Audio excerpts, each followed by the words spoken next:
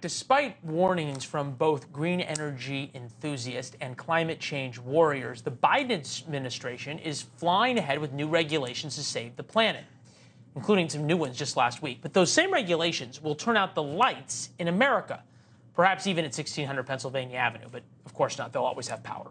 The rest of us are going to have some problems. The administration is quietly rolling out new regulations targeting gas-powered cars, pipeline projects, and offshore leases for drilling, among other things. Grid operators, that's the people who actually are responsible for getting power to our house, are spooked.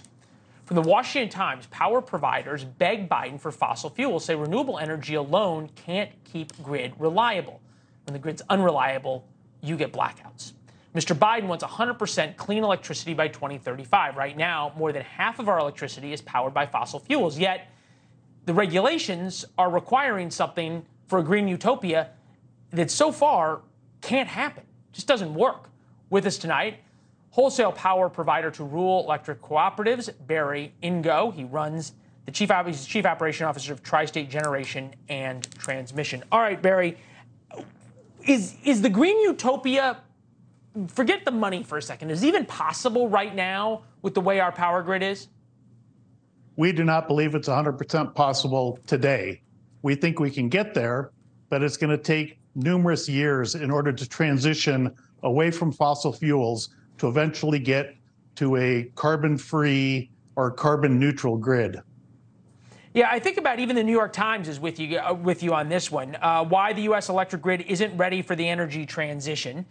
The U.S. has billions for wind and solar projects. Good luck plugging them in. Not only is there's not enough power generation, there's not a big enough electric grid, on and on and on. At what point is the unstoppable force of government regulation going to meet the immovable object of how much power we actually have on the grid?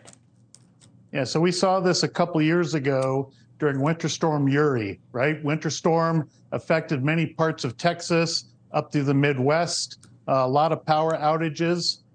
We were able to recover from that, but I think a lot of people are short-sighted and have forgotten about that because they're back to their lights are on, their air conditioners are working in the summer, their heaters are working in the winter. But I think that as we move forward, we're going to see more and more of those types of events. All right, so there were new regulations that just came out this past week by the Biden administration about demanding more electric vehicles, which put more of a strain on the grid, yada, yada, yada. Yeah. Have you noticed any sort of reality check by the climate change activists and the environmentalists, however well-intentioned they are, but a reality check of what's actually possible to power with clean energy? I think they're setting goals that are going to be very hard to meet in the near future. I think farther into the future they could be met. It's just going to take more time to transition. We are challenged with expanding our transmission network through the multiple layers of permitting that are required, and it's just going to take more time to be able to hook up more renewables. Also, we're committed to shutting down coal plants in the spirit of helping the environment.